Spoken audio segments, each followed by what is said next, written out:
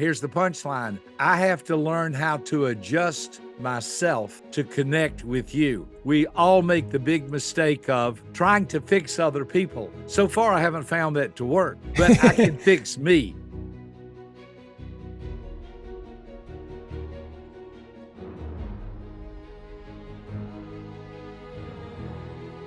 In marketing, in sales, and in life, what you like may not be what someone else likes. Learn what they like, and you'll do better in marketing and sales. Here's the way I teach. Here's the way I train. Be good to people, and then find out what it is they need and get things done. That's the secret. That's how it works.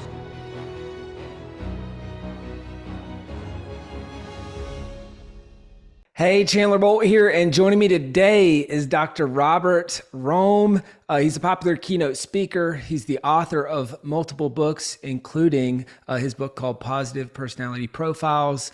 He's a DISC expert and has certified over 1,000 people, probably a lot more than that at this point, through his DISC certification. He's spoken all over the place. Maybe you've seen him speak in person. And this is a fun fact I dug up. Has a PBS special, the model of human behavior, which is pretty cool. He's also the owner of a company called Personality Insights. So today on this interview, we're going to be talking about the DISC assessment and how you can use that in writing and publishing a book successfully. Now, you may remember from way back when, where we brought Ian Crone on to talk about the Enneagram. So I know some people watching Enneagram, you love it. If that's you, check out that episode. That was episode 156. Today, we're not going to be talking about that. We're going to be talking about the DISC, which is another assessment that I love. And we brought on the best of the best to come teach it to us. And we're going to talk about how do you use it to write and publish a book successfully, like I mentioned. So first off, Dr. Rohm, welcome. Great to have you here. Thank you, Chandler. Appreciate the opportunity to be here today with you and your outstanding audience. Well, guys, we've got there's going to be some slides and some visuals. So make sure if you're not, pull this up on the YouTube channel, you'll still be able to listen to this and get the gist of it. But if you want the visuals, join us on the YouTube channel. I want to open up with this.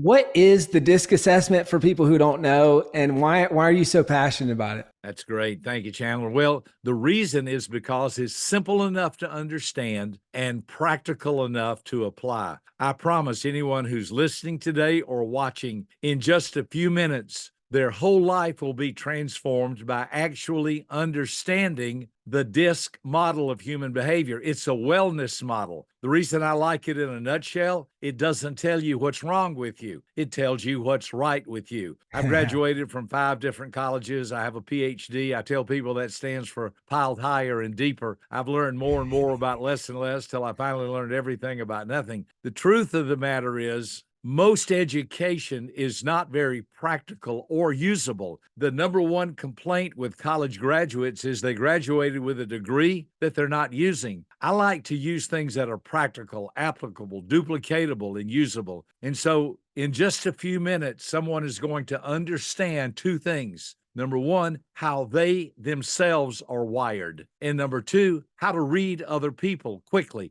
Now, let me just say this at the very outset. This is not about analyzing people or categorizing people or pigeonholing people or putting people in a box or labeling people. It's about understanding people. I use a simple illustration. Chandler, if you and I were talking and I let's say I speak fluent English and fluent Spanish, and I walk up to you and I see you somewhere and I say, hey, how you doing today? And you looked at me and said, no habla inglés. And I said, oh, lo siento mucho, ¿qué pasa? And I switched my language to speak your language because I read the circumstances. I read the situation. You don't speak English. You speak Spanish. So I have to, here's the punchline, I have to learn how to adjust myself to connect with you. We all make the big mistake of trying to fix other people. So far, I haven't found that to work, but I can fix me. And if I Mm. understand myself and I understand you, doesn't it stand to reason that we can have a better relationship at work, home, school, or play? So it's a simple model. I like things I can understand. I like things that are duplicatable. I've done this on 6 continents. I've been everywhere except Antarctica, so I don't know if it works with penguins, but I do know it works on the other 6 continents.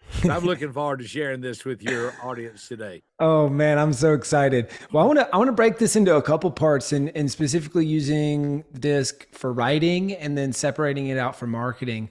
But I figured maybe at first, and I know you've got a couple frames here that you can kind of walk us through the model. Maybe it's helpful to just give a base layer of overview of what it is, so that especially for those that don't know what it is, they can understand it, and for those that do, maybe they have a deeper understanding, so that we can then start to customize this for writing and marketing a book. Oh, that's great. Yeah, you're exactly right. You need to have a standard. You need to have a baseline where to start. So I'm going to show have 3 frames for people today if they're watching. If you're listening, I want you to visualize a circle. It's very simple. Just visualize a circle. If you're watching, you see the circle. We've separated the top half of the circle from the bottom half of the circle. The top half represents people who are more outgoing. Hurry up, let's go. I got things to do, place to go, people to see, move. Let's get with the program, man. Then the bottom half of the circle are those who are more reserved. Take your time, calm down. You're going to have a heart attack. Take a deep breath. So this is where it starts. Listen carefully. All human interaction starts right here. And here's how I can prove it. Have you ever been in a situation and you felt like that someone was just dragging something out forever? And inside of you, you said, excuse me, could we pick up the pace a little bit here? Could we go a little bit faster? Could we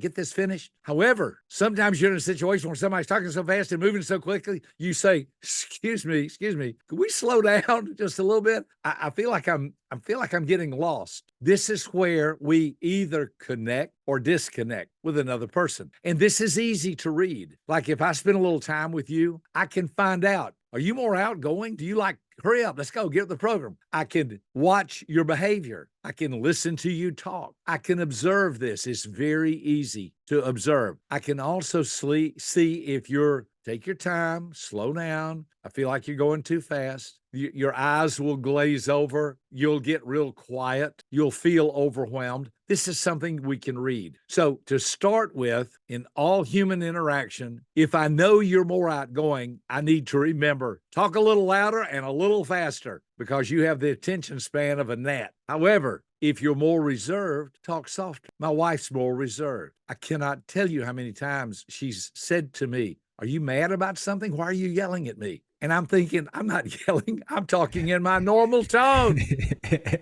So it scares her sometimes when I get too loud. So I have to observe and say to myself, take a deep breath, talk softer, talk slower, look into her eyes, be gentle. See, that's the bottom half. So let's go back to the model, and I'm going to give people ways they can understand this. If you're in the top half of the circle, you're more outgoing. Now, let me give you 6 words that describe outgoing people. Number 1, they are fast-paced. Fastpaced, fast-paced. Hurry up, let's go. Number 2, they're more optimistic. Man, there's got to be a pony in here somewhere. Number 3, they're more energetic. A lot of energy, a lot of excitement. I think most people could tell already this is more of my motor or more of my pace. Number 4, they're more involved. Sign me up, count me in. They don't really go to school to learn anything. They go to school to be involved in club sports and extracurricular activities. Number 5, they're very positive. Look for the good, the pure, and the positive in everything. I worked with Zig Ziglar for many years, a long time ago. Zig's one of my mentors and friends.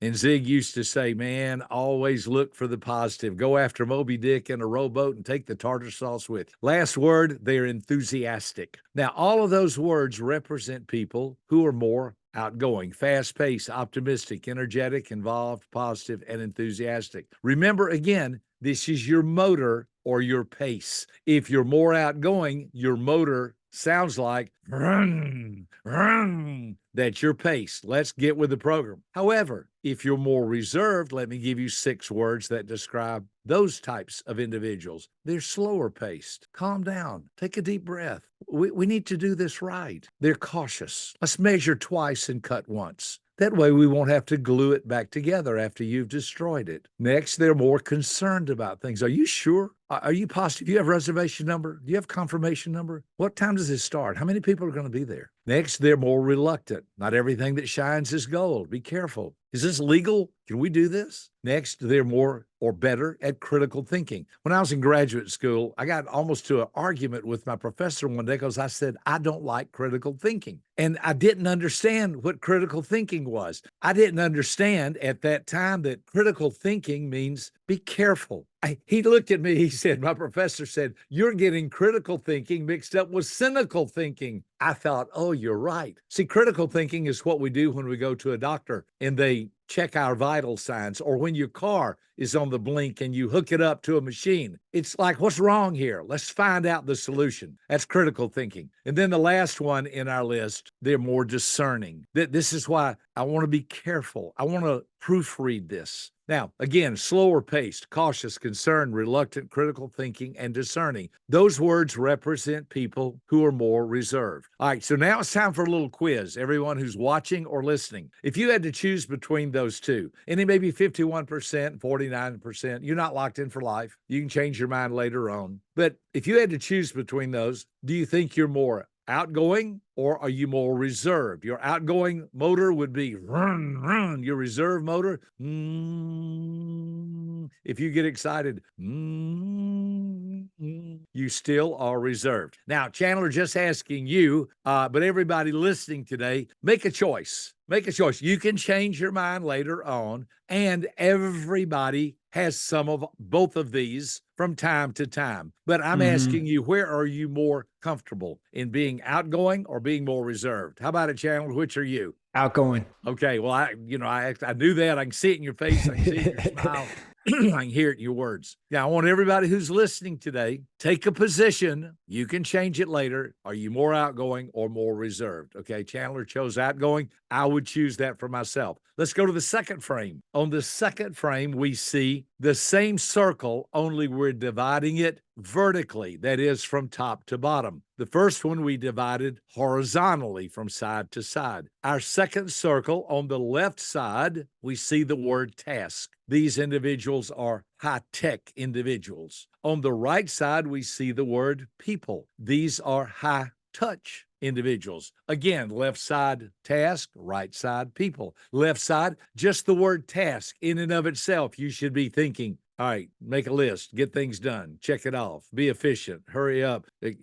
We got a lot to do. I'm going to measure my day by how much I get done, okay? Right side is more people-oriented. Be kind, be nice. Don't be rude. Don't be a jerk. As a matter of fact, I go so far, I call this your priority. The left side, their priority, let's get things done. The right side, their priority, be a nice person. Both are important, but both are very different. I was talking to a mom the other day. I was doing a training in Canada. She said, oh my gosh. She said, my son is so task-oriented. She said he was home from college for Christmas. She said, I looked at him and said, Joel, I really love you. She said, he looked at me and said, noted. Noted? Like, okay, I understand that. It's noted. She said, I was expecting him to say, I love you too, Mom. She said, but I understand he's task-oriented. So to him, my love was a task, and it was noted on his list. All right, let's go back and focus on these a little closer. On the left side, I'm going to give you 6 words that describe what a task-oriented person is like at their core. Remember, these are your top priorities. Number 1, fill out the form. Let's have some form and information here. Number 2, function. I like to see things function. I like to go to a function. I like to be part of a function. Number 3, programs. I like a written program. Where are we in the program? Get with the program, man. Number 4, plans. Plan your work, work your plan, make a list, number it, check it off, be efficient. Number 5, they like projects. I like results. I like to see things done. I want to get it started, get it done, look at it, and move on to the next project. And the last thing is the process. I mean, process like the chain of command. How does this work? I want to have a well-oiled, well-defined, smooth-running machine. I like a process. Those people who are on the left side, don't miss this, they're primarily thinking oriented. They think a lot about form, function, programs, plans, projects, and the process. On the right side, we have those who are people oriented. They are more into feelings. Let's look at them. Number one, relationships. I like to have a relationship with you. Let's get along with each other. Number two, caring. Number three, sharing. Let's go to lunch together. I can care for you. You can share with me. We can build a relationship. I mean, it makes a diabetic sick to be around this. It is just so nice. Number four, emotions. I mean, they cry at the grand opening of a Walmart. These people just want everyone to get along with each other. Here's the word. In a nutshell, feelings. You will hear people say, well, they hurt my feelings. That's the right side. I don't think anybody on this call has ever heard someone say, well, they hurt my thinking. People don't say that. People say you hurt my feelings. That's because we are all feeling-oriented creatures. This is the right side. And then number six, friendships. So again, on the right side, high touch, relationships, caring, sharing, emotions, feelings, and friendships. Now remember, left side's thinking, right side's feeling. Both are important. So Chandler, if I ask you to choose between one of those, it may be 51%, 49%. You're not locked in for life. And you do have some of both of those. But if you had to choose just for our time together, which would you say you are the most? Oh, it's a tough one. It's a tough one. But I think I go the left side.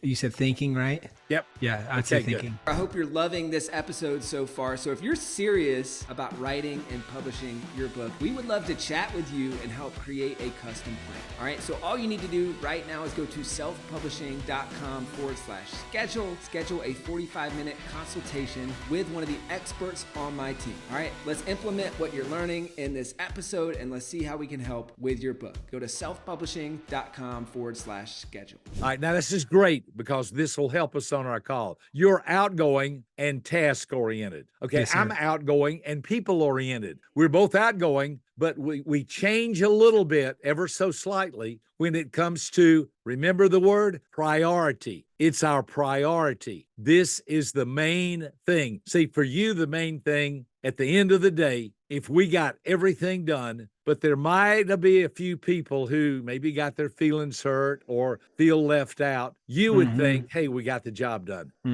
I would think, well, I'm glad we got the job done, but I'm concerned about these people and what's going on with them. I need to talk to them. I don't want to lose them. Now, again, one's not right or wrong, one's not good or bad. And this is like learning really to drive a car because you have to navigate through traffic, through bad weather, through stop signs, red lights, green lights. So you are after get it done, make it happen, play to win. I'm get it done, be nice, and help other people along the way. Now, let's put those two circles together, and everyone who's listening today can be doing that or watching. We've got two circles, outgoing, reserved. That's the top half and the bottom half. Then the second circle, left side task, right side people. The first one, as we mentioned, was our motor or our pace. The second one is our priority or our compass. A compass helps us find the right direction. Here's our third one. On our third frame, we've put the two circles together. If you're watching, you see we have now added the two circles. We've overlaid them, which gives us 4 quadrants. Follow along. Listen carefully.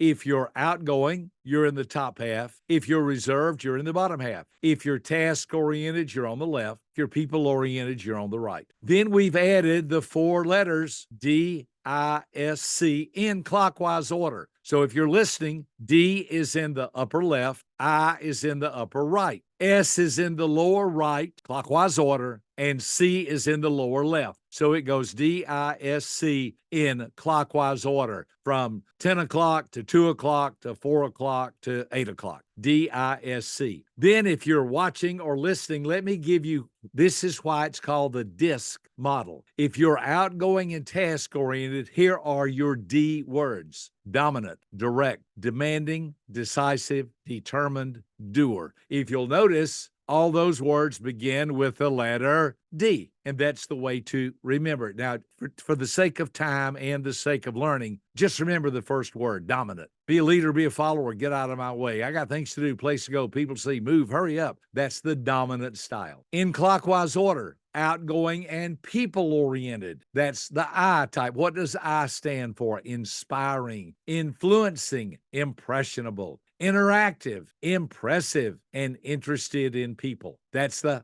I-type personality. I was the master of ceremonies at my 5-year-old kindergarten. That was a long time ago. I've been speaking as long as I could talk. In the bottom right hand, we're in clockwise order. This is the S-type, reserved. Now we've moved away from outgoing, now reserved. The S-type is reserved and people-oriented. What does S stand for? Supportive, stable, steady, sweet or kind, status quo or shy. The I and the S, notice carefully, the I and the S are both on the right side. Hear me well. I types and S types both like people, but they go about it differently. An I type is outgoing and people oriented. When they walk in a room, they'll walk up to everybody and talk to everybody. An S type is reserved and people oriented. They would much prefer you walking up to them. That's because they're more reserved. They don't want to be pushy. The S type and the I type are both people oriented. Let's complete the circle. The bottom left hand is the C type.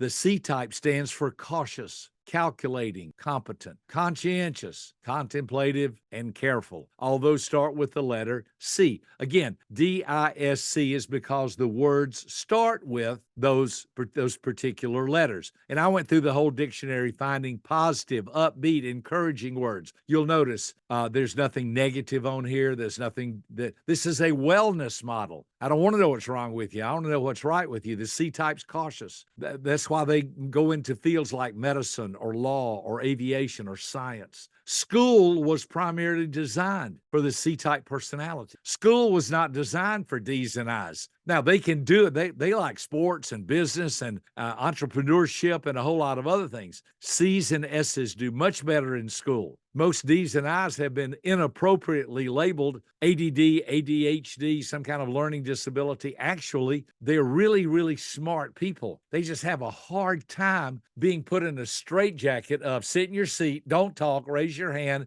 and listen. They don't do well with any of those things. They do a whole lot better with see, life is unstructured. D's and I's do better in unstructured environments. S's and C's do better in structured environments. So let's go back again. 4 words I want everyone to see if they can memorize. D's are dominant, it's just our first word. I's are inspiring. S's are supportive, and C's are cautious. I'll give you a little way to remember this, a little trick. D's like to get things done. That's the little way that we'll lean forward. This will be your word, Chandler. D's like to get things done. Then I's like to hold my hands up and wiggle them. I's like to have some fun. S's, I put my hands together, want you to be nice. And C's want you to be precise. So again, just a little ways to remember. D's like to get things done. I's like to have some fun. S's want you to be nice. C's want you to be precise. D's are dominant. I's are inspiring. S's are supportive, and C's are cautious.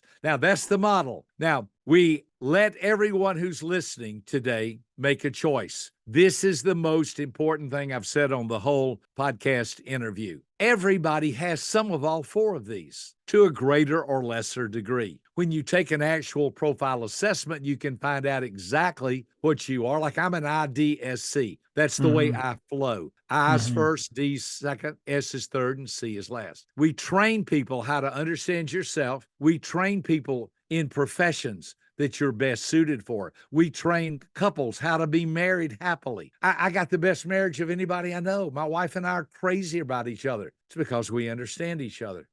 In business, fortunes are lost because people don't get along with each other. How do you parent? I coach parents on how to raise their kids. Can you imagine a high C parent, cautious, calculating, concerned, trying to raise a high I child? And they don't know what's going on. They think something's wrong with that child. They can't focus.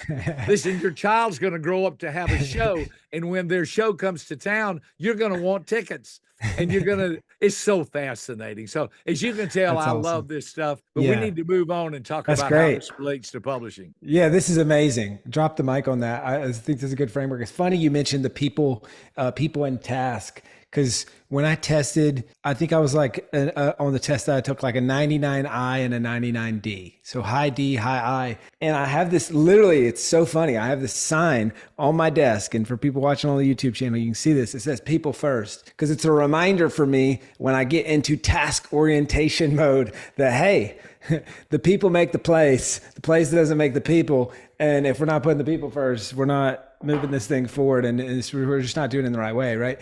So let me ask you this. Let's talk writing first, and I'll rapid fire a few questions. In the writing process, how can folks use their disc type to lean into the writing process, write a better book? Right. And is there a best type for the writing process? I'm sure there's a lot of people That's a wondering great that. question. I've got a few things for each one of these that I jotted down. If you're primarily outgoing and task oriented, a D type, the way you want to write a book is kind of like this. This is broad stroking now. Man, I just want to get to the bottom line. I want to write the book fast. I may even get tired of the book and have to hire somebody to be a ghostwriter and do it for me. I just want to throw this up on the wall and see what sticks. I want to tell the reader what they need to do. I want them to be goal oriented. I want the reader to know, here are the steps to be successful. I want to write it. I'll show you how to do it. Just do what I say. I was shocked. Years ago. I've got so many books on leadership. I started going through them and I noticed something. Almost every book that's written about leadership was written by a D-type personality. Bottom line, make it happen, cut to the chase, be efficient, show me the bacon, let's have results. You know what I realized? Not everybody's a D-type personality. Mm-hmm. And there should have been a subtitle, How to Be a Leader for a D-type personality. How to Succeed for a D. It doesn't work for the other three types. That's another whole talk in and of itself. But a lot of books on leadership are written by Ds. Why is that? Because they're leaders. So a D is get out of my way. Let me make things happen. I'm going places, doing things. That would be the big idea. So a D is going to get the job done one way or the other. The I type, boy, this is going to be a challenge for you because you got a million ideas and it's hard to harness all of them. It's hard for you to focus. You have, I mentioned earlier, the attention span of a gnat, but you need to look, you want to look good. My friend Deion Sanders and I were talking. He told me one night, he said, people always want to get dirty in a football game. This is back when he was playing for the Atlanta Braves. He played both baseball and football, if you'll recall. Deion said, I want to look as good after the game as I did before the game because I need to look good for pictures. I laughed. I thought, isn't that funny? See, he wasn't playing baseball or football for the fighting part of it, the competitive. He wanted to look good. He has a lot of eye. People are following him to this day. That's why he's called Neon Dion. He wants to look good. If you're writing a book, you're going to have lots of stories, but your stories need to have points to them. Tell a story, but make a point. Make a point, tell a story. Eyes are great at storytelling. They need to focus on what's the point of this story? Stay on topic. You need to be consistent with your content and don't over elaborate. I jokingly tell people there's a self-help group for I-type personalities. It's called On and On and On and On. And we sometimes can overdo the talking and overdo the storytelling. For the S types, you're going to focus on the heart, your feelings. Your writing's going to be warm and tender. It's going to be oriented with family, children, and pets. It's going to be emotional. You'll have a lot of impactful stories. You'll build relationships with words, but you have to avoid being overly mushy. D types won't go for that. You have to be careful that you're focusing, when you mention feelings, you don't overdo it and you get to the bottom line and you stay focused on what is this book all about and how can it help me? Then for the C type, and this is to answer two questions. The first one is this is their type, and second, they probably are the best at writing a book. Why? Listen to this. They're meticulous. They know how to outline things well. They get the big picture and are very clear about what am I trying to do here? How can I stir up feelings? How can I move from the mind to the heart and back to the mind? How can I make sure that I'm not getting bogged down in the paralysis of analysis. They will want to edit the book, edit it, edit it, edit it. As a matter of fact, listen carefully. They may have the biggest challenge meeting deadlines in writing a book because they want it perfect. And I tell C types, please remember there's a difference between excellence and perfection. Boy, they get bogged down in that. They don't want to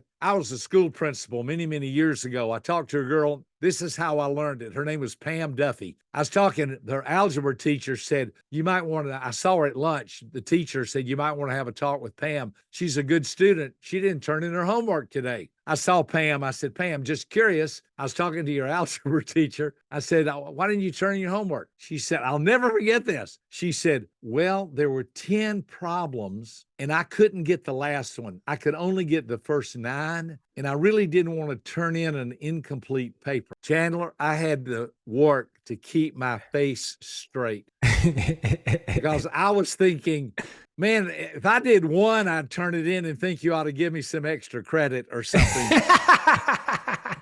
But you see, her mindset was, I don't want to turn it in till it's perfect. Well, that can happen and they can get bogged down. Hear me well. Anybody can write a book. I've written over 20 books and I know how to do it because I have an outline. I have a pattern. I understand the 3 steps in writing a book. You know, get the title, get the back cover experience, get the chapter titles. I know how to help somebody do that. And we're going to let you and I are going to work together on helping people do this even better. But all 4 can write a book. I would say C's can do it the best. D's probably would get after it. And think about it. They're both task oriented. Right. They're going to get it done. I's and S's can get it done, but they probably going to need some help along the way. That's great. That's really great. We're running out of time, so I'll go lightning round on a few final questions. What about the marketing side of things? Is there a type that's better suited towards marketing, or how do these show up? Different types show up in the marketing process. It's funny you should mention this because here's the way. It's not just marketing; it's life. Now, let me explain what I mean by that. If we had the time, we could go back and I could show you the right side. I's and S's make up 65% of the general population. The left side, D's and C's, make up 35%. 2/3 of the general population's right-sided or feeling-oriented. 1/3 is left-sided or task-oriented. So to answer your question, here is the secret to life. I hope everyone's listening. I'll say it. You can memorize it and write it down later on. I'm about to give you the secret to life. Here it is. Are you ready? Be good to people and get things done. Be good to people. That's the right side, majority, and get things done. So in marketing, how do I market? I want to make sure I'm listening to everybody's radio station, WIIFM. What's in it for me? That's what everybody, how can I help you? How can I be a blessing to you? How can I encourage you? It always starts with the right side. That's why we start our emails with Happy Thursday, Happy Saturday, Happy Tuesday. Hope you're having a great day. That's the way to start an email. If I were writing you an email, Dear Chandler, Happy Thursday. Hope you're having a great day. That's the right side. Be good to people. Show I have a heart. Show I care. That's how you market. I want you to like me. I want you to know I like you. That's the right side. The left side, okay, here's the information. Here's the facts. Here's the figures. Here's the item. Here's how much it costs. Here's the way you go about selling it. I see people get way bent out of shape. There's an old saying, I'm sure you've heard it. People hate to be sold, but they love to buy. What does that mean? That means people love to buy. Be good to them on the right side. And the left side will kick in automatically. I learned from Dale Carnegie in one of his writings that people can Google this if they want to. It sums up everything I'm teaching today. Dale Carnegie said, my favorite, talking about marketing, talking about sales, talking about speaking, he said, my favorite dessert is strawberries and cream. He said, I love strawberries and cream. He said, it just hits my mouth right. Nothing better for dessert than strawberries and cream. He said, but when I go fishing, I don't use strawberries and cream because I know fish don't like it. I use crickets and worms. I use worms and crickets. because I know that's what they like. And he said, in marketing, in sales, and in life, what you like may not be what someone else likes. Learn what they like, and you'll do better in marketing and sales. Here's the way I teach. Here's the way I train. Be good to people, and then find out what it is they need and get things done. That's the secret. That's how it works. Love it. That's awesome. Well, last question. We got a question from a listener here. Simon says, what's the most common misconceptions beginners have about the DISC assessment, and how do your books and talks address this? Yeah. The biggest misconception is, oh, you're just trying to label people. You're a D, you're an I, you're an S, you're a C. And listen, you've got to learn to ride a tricycle before you can ride a bicycle. And you have to learn to ride a bicycle before you can ride a motorcycle. And you have to learn how to ride a motorcycle before you can fly a jet. In other words, it's progressive. It hurts my heart to see that some people could use DISC as a weapon. Oh, I'm married to a D. You know what they're like. Oh, I'm married to an I. They don't care about anybody themselves. Oh, I'm married to an S. They just don't ever. They're so wishy-washy, never get things. I'm married to a C. They're such a nerd. They just have so many questions. Listen, all of those things can be true. They can be true, but that's not what we focus on. What we focus on, remember, DISC is a wellness model. We do not use it as a weapon. We use it as a tool to understand people. And the more you understand people and the more you can relate to them, I say this very humbly. Wow. I say this very humbly, but I have 4 grown daughters. I have 6 grandkids. I'm the happiest married person in the world. And here's why. Boy, I hope everybody will hear my heart. I know how to treat people. I know how to get along with people. If I spent the day with you, I would want to understand you, speak words of life and encouragement into you, be nice to you, show you how we can work together and get things done, and I would pay for everything. You tell me you wouldn't want to spend the day with me? I have to hide from my family so I can get stuff done. They love me so much. That's awesome. I love that. Well, guys, if you want your questions answered on a future episode of the podcast, comment on this YouTube video with a question that you have for a future guest, or leave it in a review on the podcast.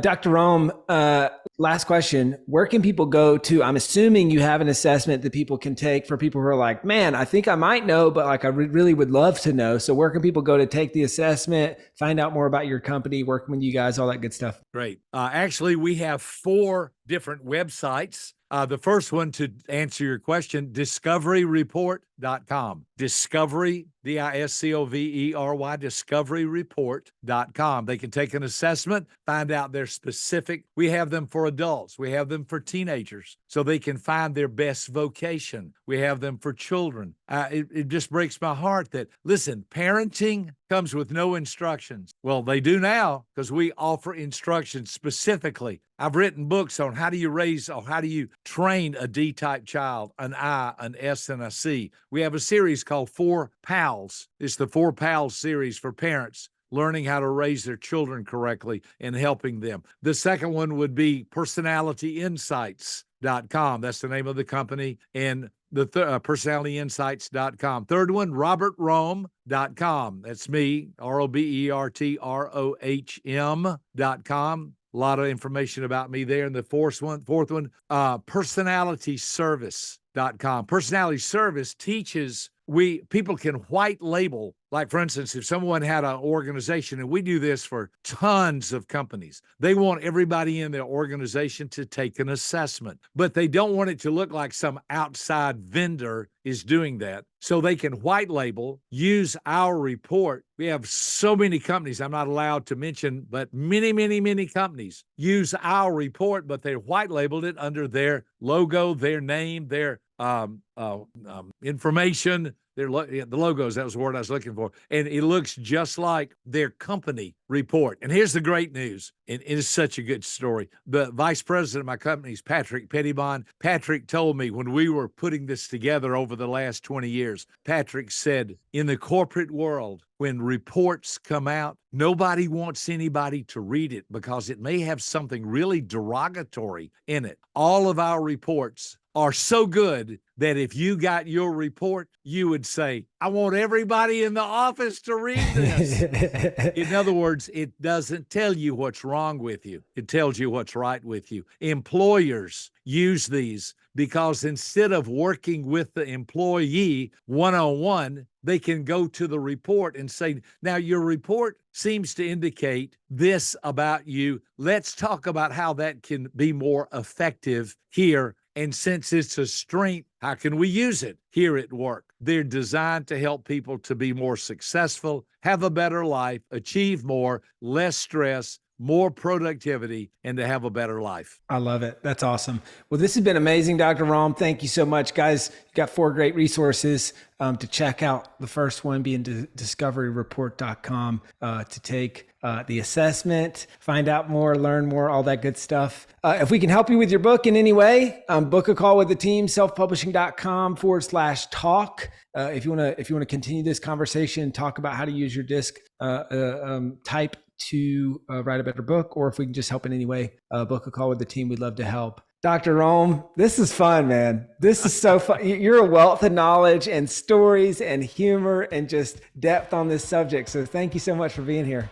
My honor. Thank you, Chandler. I look forward to doing this again sometime down the road. Thank you so much for watching or listening to this episode of the Self-Publishing School podcast. I know there's so many places that you could be spending your time. There's other podcasts that you could be listening to, YouTube channels that you could be watching. So thank you so much. It means the world. Now, I want you to do 3 things right now if you found this episode helpful. I don't know if you know this, but we've got a YouTube channel. It's a companion channel to this podcast. All the video versions of the episode are on the YouTube channel. So number 1, subscribe to the YouTube channel. Number 2, if you're listening to this podcast wherever, whether this is Spotify, Apple Podcasts. Number 2, I want you to subscribe to this podcast right now so you don't miss a future episode. And then number 3, this is probably the most important, leave a review on the podcast. All right, reviews are super important and help this podcast get discovered by other people. So number 3, leave a review on the podcast. Thank you so much. I'll see you in the next episode.